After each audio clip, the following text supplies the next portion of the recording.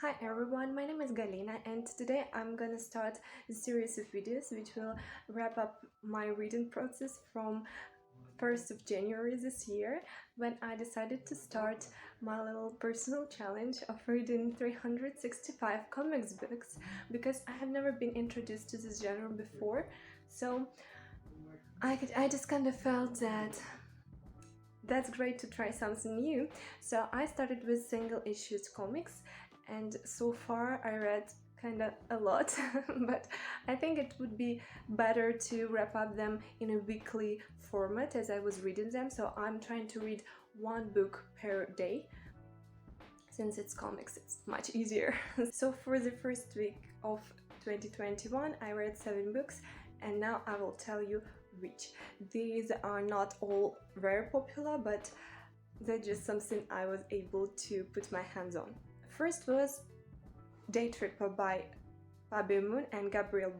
It was the first book I was able to finish this year, and it was kind of weird because if you're gonna read this book, I recommend you to start and finish it in one day, because what I did, I read a first issue of it I guess in November or in December, and then it wasn't that fascinating read that you just want to continue, and you are continuing no matter what, day after day or hour after hour, and I just pick it and then left it unfinished. But when I started it from the beginning in the first day of 2021, it was much easier for me to continue when I just made myself read it in one day, because the beginning for me personally wasn't really fascinating, but I understood better the beauty of the idea that was put into the comics after I finished like 5 issues. It's 10 issue comics that was binded together in one book, and after I finished all 10, I was just fascinated with the feeling that it gave me. That's a story of a man who is... Well, should I spoil it or shouldn't I do this? No, I think I should. A bit. Just a bit.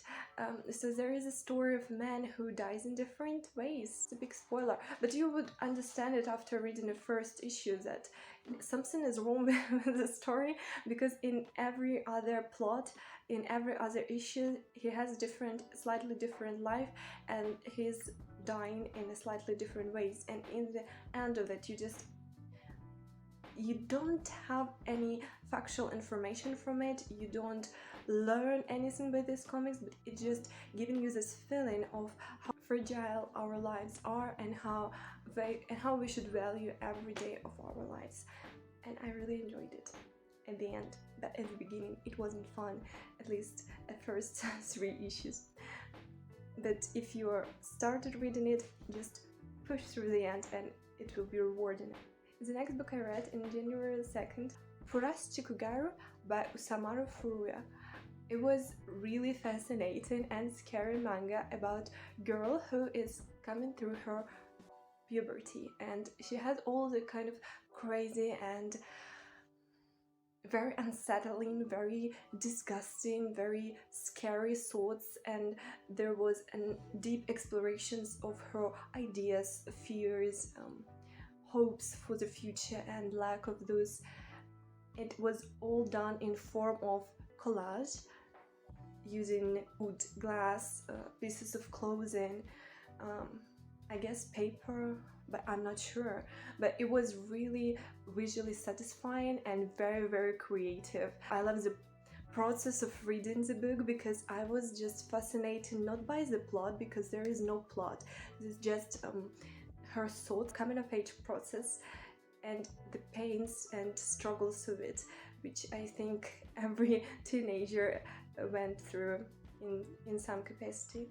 But what I was paying the most attention to were the materials and how creative Usamaru Furuya used them. I don't think this manga can be interpreted in a single way, but that was my interpretation, that it was a visual representation of very messy and very clumsy and very painful coming of age process of this girl, the plastic girl. The next one was horror manga, my first horror manga in my whole life, which was called Zashiki Onna by Minetarō Mochizuki, which in English can be translated as The Haunted Woman. So the premise of the story is that there is a stranger who knocks on the schoolboy, on the college student's room one night, and she's looking for his neighbor, but this guy, he doesn't know where is the neighbor went. They don't communicate well, so he cannot answer her. Then after a few days of communicating with this woman by accident, he understands that her focus of attention went from searching for his neighbor to stalking him. It was really creepy, and I was scared to open the doors for a few days after this. Not like anyone knocked, but I was scared to see this kind of person. It wasn't a lot of graphic violence or blood in there, but it was creepy by its atmosphere, and I really didn't like it. The next thing I read was «Выжившие ГУЛАГ. Воспоминания жертв массовых репрессий. Those who survived GULAG» by Konstantin Chirkov, Dmitry Ostrov, Sofia Yelovina, Anastasia Danilova. It's a work of multiple authors that can be found online for free in a website of Museum of GULAG, with memories, stories of people who went through this oppressive system, or the relatives, children of those people who was blamed as to be enemies of the nation and sent to gulags. It was really heartbreaking read, because I know personally people whose families went through this. Since it's a work of 4 different authors, there were some creative decisions that was too banal for me, plain, and I didn't like it, but also there were some decisions that I really adored, and that was telling the story of this pain and torture and humiliation and feeling of uncertainty that these children of people who were took by Soviet government as enemies were feeling. So I really like that this project was made in the first place, since current Russian government is not really high on understanding its own mistakes and mistakes of the past. So I think it's a good project, and I wish all the luck and all the happiness to the people who work on it and who still honor the memory of those who were lost due to totalitarian Soviet system.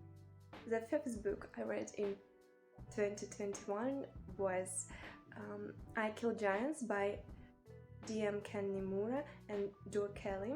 It was fascinating read. I was shocked when I was reading it. I really liked the story of this girl, and I was feeling deeply for her, and I understood her struggle and pain and why she was behaving in the way she was on a deeper level.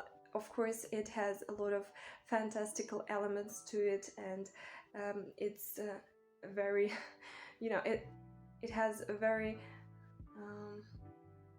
idealistic maybe ideas of how the world around teenagers who struggle with something in their families looks like, because she had a lot of people who were able to support her, and that's amazing for the story and for the people who have these opportunities in their life. Unfortunately, in the real world, probably there wouldn't be that much of understanding adults and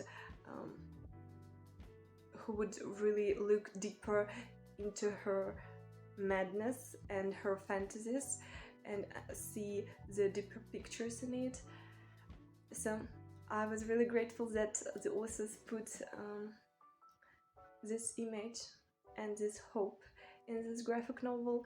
I also adored that after each chapter there were little sketches of how D.M. Niimura and Joe Kelly were communicating about the novel and how they were creating it together. It was really, really fun, and it was just after this tragic event that happened in each page, that happened on the pages of the actual book. It was really heartwarming to read these little strips of their, you know, comedy in communication.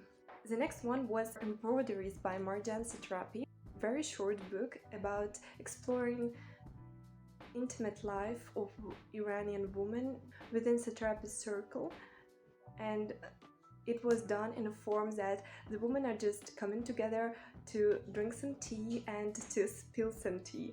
It was really fun to read. I wished I had something like this in my life. I wish I could participate in this kind of gathering and to hear the stories of more experienced and more, you know, well-versed in life of women, and maybe my relatives even.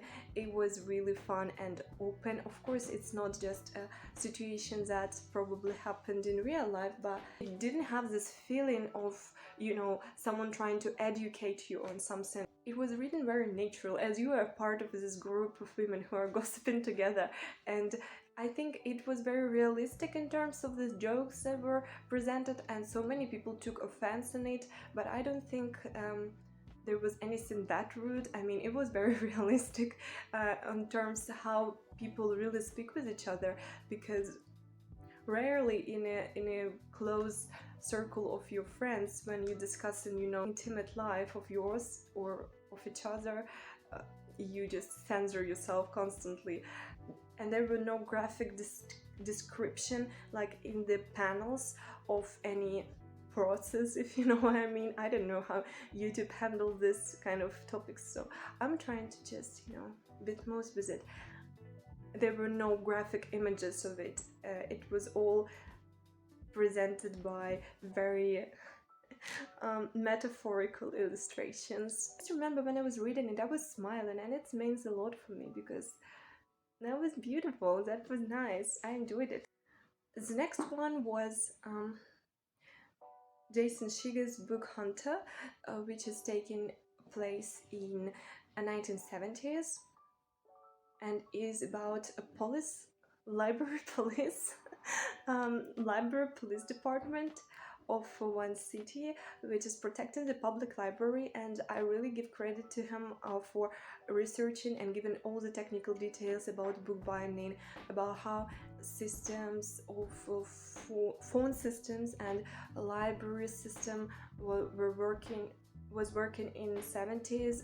I'm not an expert in this, and I'm not particularly interested in this kind of details, but the comics was very action-packed, and all the actions, all the logic of the plot was based on this technical and historical details that Shiga put in there. It was fun to read, it was something new for me, and the style of it I didn't really like because it was very simple, but I think that was the purpose of it. That was good. In fact, of the story was quite absurd and library centered, so I think the simplicity of drawing of the humans and the whole aesthetic of this comics was good for the purpose of its making. That was my first 7 books of this year. I hope my challenge will continue well. Kiss me.